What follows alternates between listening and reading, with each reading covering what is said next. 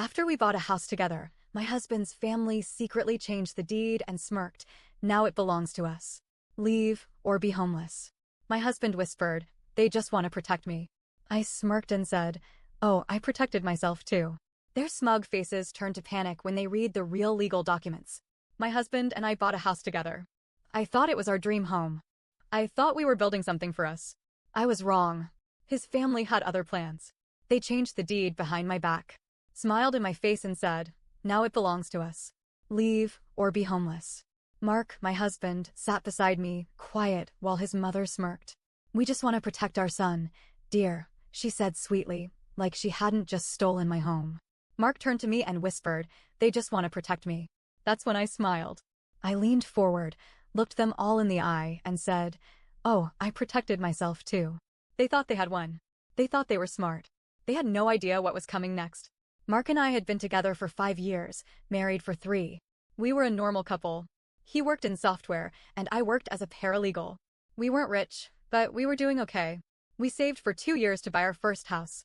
It wasn't a mansion, but it was ours, a 3-bedroom in San Antonio, Texas, with a big backyard. I had dreams of planting a garden. Mark talked about setting up a gaming room. It was supposed to be ours. But from the very beginning, his family made things weird. His mother, Evelyn, and his 2 older brothers, Nate and Alan, had a strange sense of ownership over him. They treated me like I was just some woman passing through his life. Every success we had, they acted like it was theirs. The first time Evelyn saw the house, she walked through every room like a real estate agent sizing up a property. She barely acknowledged me. Nate kept making comments about how this house will be great for the family. I thought they were just being their usual overbearing selves. I should have paid more attention. I started noticing little things that felt off. A few months after we moved in, Evelyn started stopping by unannounced. She had a key. I never gave her one. When I asked Mark about it, he brushed it off. I probably left mine at her house and she made a copy. It's not a big deal. Not a big deal? Then there was the mail. One day, I saw an envelope addressed to Mark's parents at our house. When I asked Mark, he said his mom probably used our address for paperwork. The biggest red flag? A few weeks before it all blew up, Nate casually mentioned, it's good to keep things in the family. What's that supposed to mean? I asked. He just smiled and shrugged. You never know what could happen. I should have pushed harder. Mark came home from work one evening, looking tense. My parents want to have dinner with us, he said. Family business. I knew what that meant. The last time they called a family meeting, it was to pressure us into giving money to Mark's cousin for a failed business. Still, I went. I shouldn't have. We met at some fancy restaurant. Evelyn was smiling like she already won something. Nate and Alan sat with their arms crossed, smirking. Then Evelyn slid a folder across the table. We made a few changes, she said. I opened it. I couldn't breathe. The deed. The house was no longer in both mine and Mark's names. It was now in Mark's name and his parents'. I felt like the floor had been ripped out from under me. What the hell is this? I said, my hands shaking. Alan leaned back in his chair. The house is a family home now. I turned to Mark. Tell me you didn't know about this. He wouldn't meet my eyes. They just want to protect me, he mumbled. It's not like we're kicking you out. That's when Evelyn spoke again. But if you don't like it, dear, you're welcome to leave.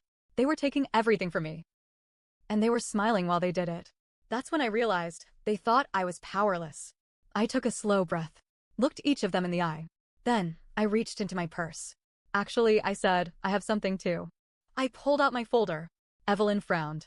What's this? I smiled. Oh, just a little something I had prepared. You see, I protected myself too. I slid it across the table. They had no idea what was coming. Evelyn grabbed the papers, flipping through them. Her face went pale. Alan snatched them from her. His smug smile vanished. Mark frowned. What is this? I leaned forward. That, dear husband, is a quitclaim deed, signed by you, months ago. Nate slammed his fist on the table. What the hell is a quitclaim deed? I laughed. It means Mark signed away his ownership rights. The house? It's mine. Only mine. Evelyn's hands were shaking. You tricked him. Mark's face was red. You made me sign something without telling me? Oh no, I told you, I said. I told you it was for legal protection. You just didn't read it. Kind of like how you didn't read what your family was doing behind my back. Silence. Evelyn's mouth opened and closed like a fish gasping for air. This can't be legal. I smiled wider. Oh, it's very legal. Alan stood up so fast his chair screeched.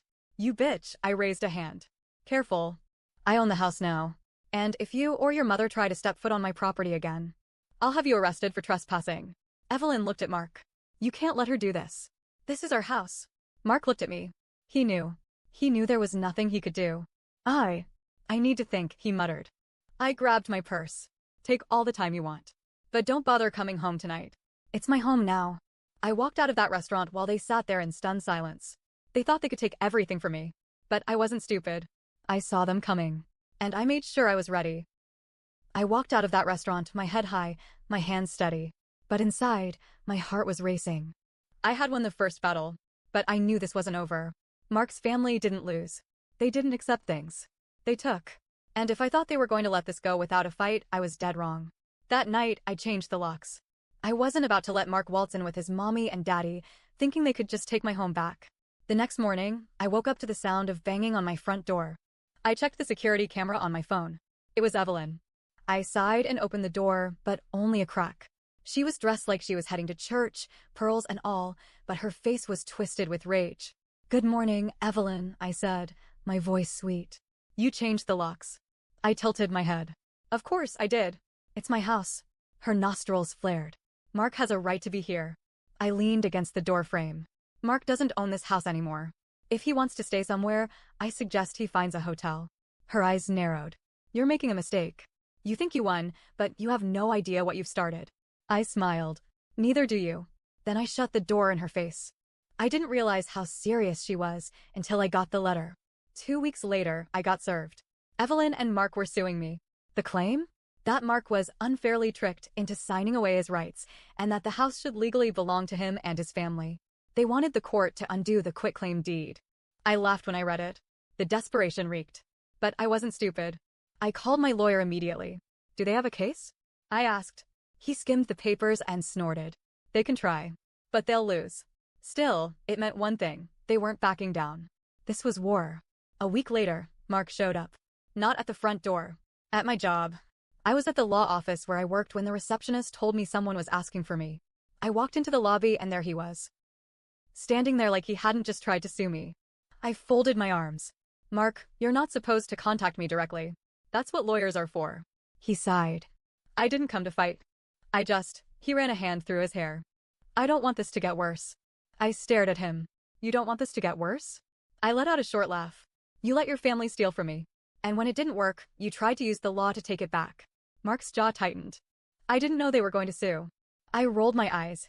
Right. He looked around, lowering his voice. I don't have anywhere to go. I stared at him for a long moment. Then I said, not my problem. And I walked away. I thought I was done with him. I wanted to be done. But then I found out something that made my blood run cold. I was going through my paperwork one night, preparing for the court case, when I noticed something strange in the old mortgage documents. A payment. A large sum of money deposited right before we closed on the house. And the account it came from? Evelyn's. My breath caught in my throat. She had helped pay for the house. I felt sick. This meant she might actually have a case. If she could prove that she financially contributed, a judge might consider her an interested party. And if that happened, I could lose everything. I had to do something. And I had to do it fast. The next day, I made a call. Not to my lawyer. Not to Mark. To Evelyn.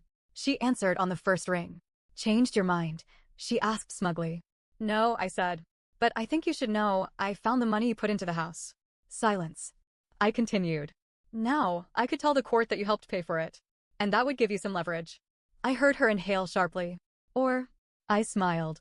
Or I could tell them something else. I let the words hang. Because I had an idea. A plan forming in my mind. I wasn't going to fight Evelyn. I was going to destroy her. Evelyn was silent on the other end of the phone. I could feel her thinking, calculating, trying to figure out what I knew and what I didn't. She finally spoke. What exactly are you saying? I let the moment stretch. Then, in the calmest voice I could manage, I said, I think you committed fraud, Evelyn. I wasn't bluffing. Not completely. After I found out she helped pay for the house, I dug deeper. I went through every document, every financial record I could find. And that's when I found it. The money she gave us for the down payment? It wasn't hers. It came from a business account, one that wasn't registered under her name. At first, I thought maybe she had taken out a loan. But when I looked closer, I saw the name attached to it. It belonged to a company that no longer existed. A company that had been shut down for tax fraud. And guess who the registered owner was? Her husband. Mark's father. The same father who retired early and didn't like to talk about work. Oh, oh. This wasn't just about my house anymore. This was bigger. Evelyn's voice turned sharp. I don't know what you think you found, but I found everything I cut in. And I wonder what the IRS would think if they knew you were using a closed business account to move money around. Silence. I continued, keeping my voice steady. It's funny, isn't it? If a judge hears that you committed financial fraud, they might not be so eager to believe you're an innocent family woman who just wants her son's house back. More silence. Then, finally, she let out a breath. What do you want? I smiled. Now we were getting somewhere. I want you to drop the lawsuit, I said. I want you to stay far away from me and my house. Evelyn let out a cold laugh. And if I don't? I shrugged, even though she couldn't see me.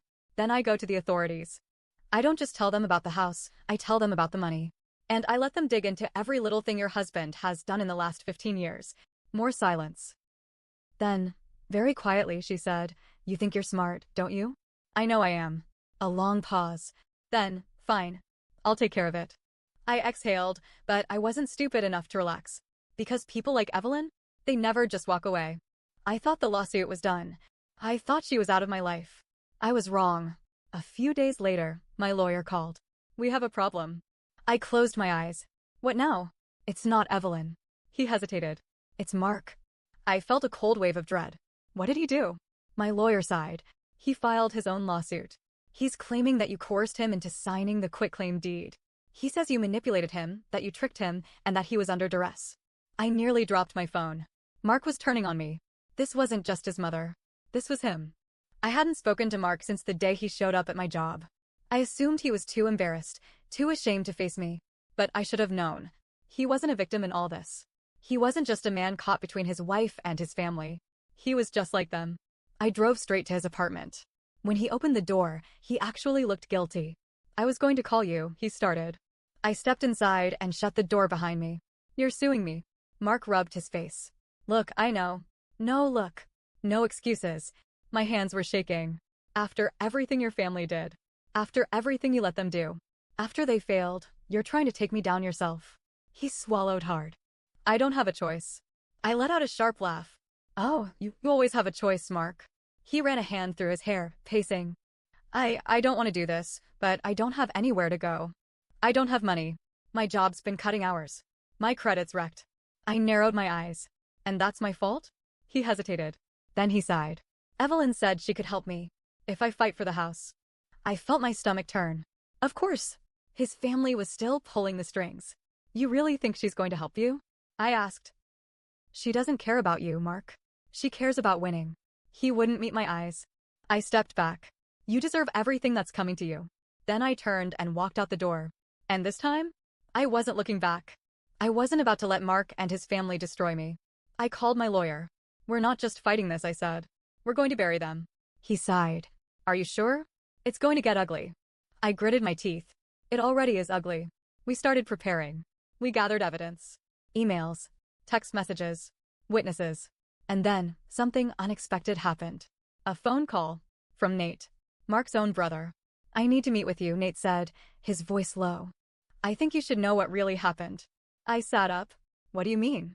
A pause. Then, Mark lied to you about everything. Nate wanted to meet in person. I wasn't sure if I could trust him, but if there was a chance he had information that could help me, I had to take it. We agreed to meet at a small coffee shop downtown. I arrived first, my heart pounding. A part of me wondered if this was a trap, if Mark and his family were trying to pull something else.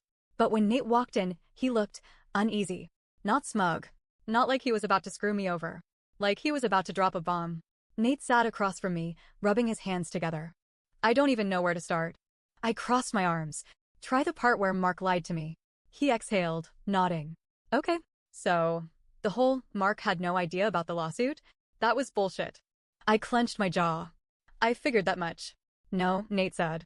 You don't understand. Mark was in on it from the start. The whole plan? Changing the deed? Convincing you to sign the quitclaim? That wasn't Evelyn's idea. My breath hitched. What? Nate looked me dead in the eye. It was Mark's. From the beginning. The world tilted. I gripped the edge of the table. You're lying. I wish I was. Nate ran a hand down his face. Evelyn wanted to protect the house, sure, but she didn't come up with the plan. Mark did. He played you. He knew you'd be careful. He knew you'd be suspicious of his family. So, he made himself look innocent, like the poor husband caught in the middle. And you bought it. I swallowed hard. So, Mark never loved me. Nate hesitated. I think he did. At some point. But in the end, he loved security more. The house, the money, his family's approval. He shook his head. He bet on you not fighting back. He thought you'd either accept it or walk away. I felt sick. Nate continued, the reason I'm telling you this? Mark is desperate. He knows he's losing. And Evelyn? She's already making plans to cut him loose if it means saving herself. I stared at him. So why are you here? Nate exhaled. Because I hate my family. And I hate what they turned him into. Mark and I used to be close, but after seeing what he's done to you, he's beyond saving. And honestly, his eyes darkened. I want to see you win. I leaned back in my chair, my mind racing. Mark wasn't just weak. He was calculated. Manipulative. He knew exactly what he was doing. And that meant one thing. I wasn't just going to fight. I was going to end him. The trial was set for 2 weeks later. Evelyn and Mark arrived with their lawyers, sitting on the opposite side of the courtroom. Mark looked nervous. Evelyn, however, still had that damn smirk on her face. I stayed calm, because I knew what was coming. When Mark's lawyer tried to argue that I manipulated him into signing the quitclaim deed, my lawyer countered with hard evidence. Emails, text messages, proof that Mark had orchestrated the entire thing from the start. And then, just when I thought Mark couldn't be any dumber, my lawyer played the voicemail. A voicemail from Mark to Evelyn, recorded a few weeks before the lawsuit. His voice came through the speakers, shaky but clear. Mom, stop panicking. She'll never know what hit her. The house is ours. She's too cautious to fight back. And, even if she does, you know the courts favor the husband. Just let me handle it. I turned my head, watching the blood drain from Mark's face. Evelyn? She looked murderous. The judge took a long pause before turning to Mark's lawyer. Does your client have any rebuttal? Silence. Mark's lawyer turned to him. Do you want to continue? Mark's mouth opened, then closed. He looked around, his gaze darting to his mother, to his brothers, then finally to me. I held his gaze. And I smirked, because this was the moment he realized he had lost. The judge ruled in my favor. Not only did I keep the house, but Mark's attempt to commit fraud meant he owed me for legal fees and damages. I walked out of that courtroom free. Mark, on the other hand, he walked out with nothing. And Evelyn? Oh, the moment the trial ended, she tore into him. I didn't catch all of it, but I heard her hiss, "You ruined everything. You embarrassed this family. You're no son of mine." I had to fight the urge to laugh. Mark tried calling me a few times after that. I never answered. Last I heard, he lost his job. His family completely cut him off. I guess they didn't see the point in keeping him around once he wasn't useful. He tried moving in with friends, but no one wanted to take in a guy who had burned every bridge in his life.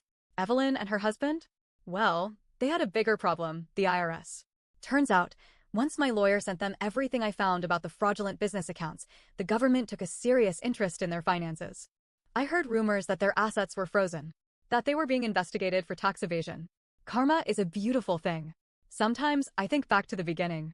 To the day Mark and I first walked into that house together, picking out paint colors, dreaming about our future. It feels like another lifetime. I spent years loving someone who, in the end, saw me as disposable. Who planned, behind my back, to rip everything away from me. And that should have broken me. But instead, I walked away stronger. I walked away smarter. And most importantly, I walked away with my house still mine. And that's a win I'll never stop smiling about.